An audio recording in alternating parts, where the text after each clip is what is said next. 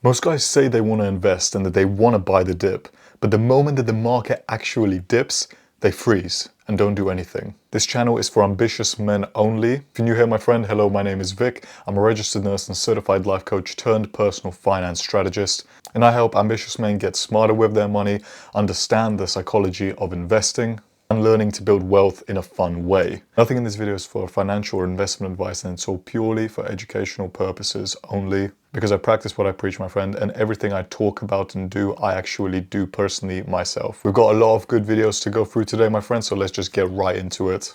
All right, let's begin the video in 3, 2, 1. Please subscribe and share. Isn't it ironic that so many people are scared to invest, but those very same people will depend on a pension in their later years? I can't tell you how many times a day I have a conversation with someone who's scared to invest but sees what I'm doing online and asks me a bunch of questions about investing, how I got the confidence to invest, where I should start investing, etc. And I find it funny that the very same people that are inquisitive but also scared to invest for themselves will be the same ones that rely on their private pensions when they get to an older age because they have no other investments. Most people reading this work a job, and your job will help to contribute towards your pension that you are also contributing to. Your pension is invested in the financial markets. It's in equities, bonds, gilts, index funds, and trackers. So if you are already giving money to these pension funds who are investing in the stock market, why don't you just do it for yourself as well? That way you're going to be able to build your wealth through tax-free methods like the stocks and shares ISA, and you'll have something that's going to be able to complement you in your retirement. So that way you're not just relying on the state pension and your private pension, but you also have an ISA which has a tax-free pot that you won't pay any income tax on or any capital gains tax on. I, for the life of me, cannot understand why anyone would not want to invest their money in the stock market. Of course, there is an element of risk involved with the stock market, but I honestly think it's way more risky to not do anything and just hope and pray that you'll be all right when you're older. Because there's a lot of people out there right now that are going to be financially screwed in their later years, and it's because they didn't invest or take their financial security seriously. Most of you, my friends, won't believe me, and I'm not saying that anyone should do this that works in the NHS or in your job, but I actually opted out of the NHS pension because of this reason, because I understand that they actually put my money in, and when I asked them, hey, where's my money going, they literally couldn't tell me. So I had to do my research myself, and then I found out I was going into gilts, low corporate bonds, and high yield bonds as well.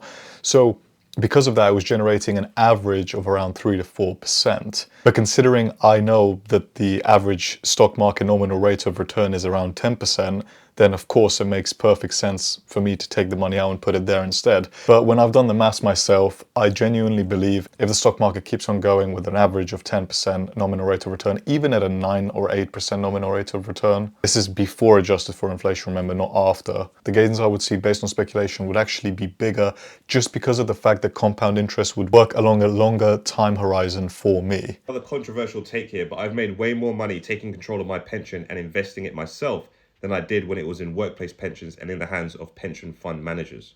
So when you work for a company, normally you're automatically enrolled into the pension scheme. You pay money into a pension scheme, which by default is around 5%, and that money is then topped up by your employer through employer contributions. It then flows into a pension pot, and that pot is invested in pension funds. The problem I have with pension funds here in the UK is that they are very, very conservative. Some providers allow you to pick what funds your pension is invested in, but there's also some that don't. And what I've found over the years is that a lot of people in the UK are completely ignorant to what their pension is actually invested in. I remember the first time I checked my old workplace pensions and I saw that they were invested in really, really poor asset classes. Things like bonds and gilts. So what I did, and I'll caveat this is not going to be for everyone, I transferred all of my old workplace pensions into a SIPP. Now a SIPP is a self-invested personal pension. And what I essentially did is I liquidated my old pensions, moved them into a SIPP, and with those funds, I was able to buy whatever I wanted. And I know this is going to rattle a few feathers, but I have a significant portion of my pension in individual stocks. Just like my personal preference with investing in individual stocks over ETFs, I apply that same principle to my pension. And by doing so, I've been able to rapidly increase the rate at which I build wealth and bring my retirement age closer. A lot of men are actually scared to invest, but the thing is, my friends, you have to realize that your workplace pension, what they're doing, the pension specialists that manage your pension, significantly lower annualized return investment types like gilt and bonds. They're an asset group that is very safe, and because it's very safe, it generates a lower percentage every single year. But also when you're part of a SIPP, your SIPP contributes 20% additional depending on what you've contributed towards your SIPP every month. So if you've put in £1,000, the government will give you £200 on top of that extra. And that £200, you can use it to buy even more shares of investments. You can set it so that the dividends are reinvested, meaning that whenever the dividends are paid off, the shares of profits of the company, instead of you receiving it as income and cash, which is actually taxed, by the way, as dividend tax, you can legally avoid that by using the whole income of the dividend to buy more accumulation units of your fund in whichever company your SIPP is in. The only reason it's so important, my friends, is just because we have so much time right now. Even if you're like 40 years old, it doesn't matter, mate. You still have a very decent, lengthy chunk of time. It really doesn't matter. Even 50, again, that's still a good amount of time you have to allow compound interest to start. The best time to start is as soon as possible. ASAP. This is why I keep preaching my online community all the time, because I know it can help you, and I know it's scary, and I know it's overwhelming doing it yourself, and it's boring doing it alone. So that's just why it's more fun for a very affordable price to join and be alongside other men. And there's a lot of benefits that I've provided for you already in the community, along with a 7-day free trial as well. So you've literally got nothing to lose. If you want to check it out, the link's below.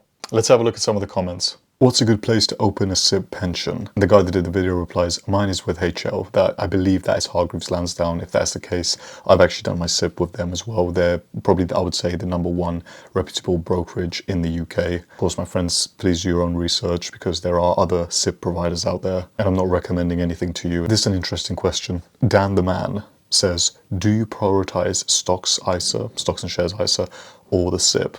And this guy says the ISA. That is actually very interesting because it doesn't really matter which one you do, but I personally prioritize my SIPP just because it's basically my retirement. And I do also contribute to the ISA as well. Plus I do a £5 a day fun money challenge in my online community, and I post it here on YouTube Shorts and TikTok every single day anyway, so you guys can see the results of £5 a day accumulated every day. And that is within this is my stocks and shares ISA as well. It's good for you guys to see the power of daily cost averaging, which is the whole reason I made this challenge. Also to literally put my money where my mouth is. If you want to join the challenge as well, my friends, links below. Wish I knew this decades ago. I'm glad that this user is realizing this, and I hope that when you're watching this video, my friends, you realize it as well, because I am not forcing, and I'm not saying that you should be doing this. This is obviously not financial advice, but it's something that you need to understand and to maybe look into, just because the fact that something that is a finite asset and you can't bring back is time. Therefore, my friends, it makes sense that you make the most of the time that you currently have. If I knew this at 17, 18, I would have literally started my actual retirement, building up my retirement portfolio from that age. I'm not joking when I say this, because I genuinely think the earlier you are, the better it is you think about your retirement. Reason being is because you can actually contribute minimal amounts, even 50 quid a month, maybe not even that. You could even do a bit less. And because you have so much time, it will actually build up towards a decent chunk later on in life. Obviously, it depends what you invest in, of course. The power of time is so undeniably powerful that it's actually not even realized. And that's why I'm making these videos as well, to show you the power through my challenges, through my channel, and to get you to understand the psychology of investing and fall in love with it, so you can actually join the online community that I've made for you, because I know it can help you, and I want to build the greatest network of ambitious men that want to get smarter with their money on the internet. That is my main goal. Just Most people wish do. someone had slapped me in the face with it at 18. Yeah, it's crazy. Honestly, I probably started at 28. That's still earlier than most people, but it goes to the notion of, back to the advice for a young person, most young people don't have the discipline to invest any money they get their hands on, because a capitalist economy is the smartest people in the world with the most godlike technology are presenting you with amazing, irresistible offers to upgrade from economy to economy comfort, to add flourless chocolate cake to your order from Balthazar Boulangerie in 1 minute or less. I'm like, oh my God. Oh, wait, there's 3 other people looking at this room, this hotel room, and it's going on sale, and I better buy. It's so difficult to hold on to any money. You want to find ways of forced savings. A house is forced savings to a certain extent, because people don't want to be evicted from their house. Going to work for a company and getting options and getting equity that grows tax deferred, that's sort of forced savings. But you want, as a young person, try and find as many ways as possible to have forced savings. An app that rounds up to the nearest dollar and then invests no matter what. That is forced savings. It's so true because of the rise of social media. There's so many advertisements online. Instagram and Facebook are incredibly big companies now, and there's so much ad revenue that they generate utilizing ads online. More people running businesses online and then running ads. There's just no shortage of advertisements, do you get what I mean? And because of this, that means that if I go on my phone right now, there'll be an ad literally within the first 10 seconds. And that is still psychologically an option in my head where I have to justify whether or not to get it. Most of the time, you won't. There are a lot of impulsive people that will want to buy it. And even if you're not one of them, you will find something that you probably didn't even realize that you want or need. You'll find it on your phone. You may not have the money to it, and that then requires the discipline for you not to buy it, even though you may really want it. And my friends, I know you're afraid to invest, but let me just show you this video, which is linked to this one with Stephen Barrett that just played just now. It may be a bit hard to understand, my friends, but just stick around because afterwards I'm going to explain it very quickly and simply, and I'll show you my own opinion, at least, why inflation actually boosts the stock market up more than inflation itself. But again, this is not a proven theory, it's just my own opinion. But watch this video quick because it's important in what I'm about to say afterwards, so just pay attention. Inflation in the U.S. just hit a 2-year low. In fact, it's been trending lower for more than a year now. And history suggests after inflation peaks, stocks tend to rally. I want to show you a few different examples going back to 1950 through 2021. 13, in fact,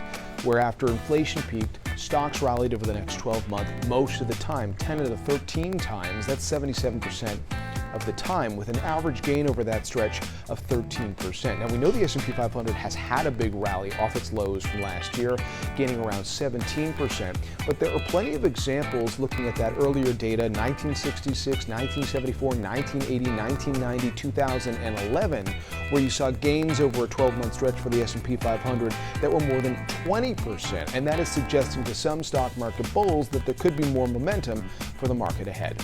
I hope that introduced the point well to you, my friend, but the point of why I wanted to show you that, the main reason I wanted to show you that was so that you understand that actually maybe inflation and the stock market are linked. The inflation is the prices of goods and services over a period of time, right? So for example, when you go to the store to buy food or a loaf of bread, whatever it is, the price of the bread or the food has dramatically increased over the last 100 years, right? But because inflation increases, the businesses that actually provide the bread to the companies, to the supermarkets, for example, you can use this in any example, they have had to raise their prices too.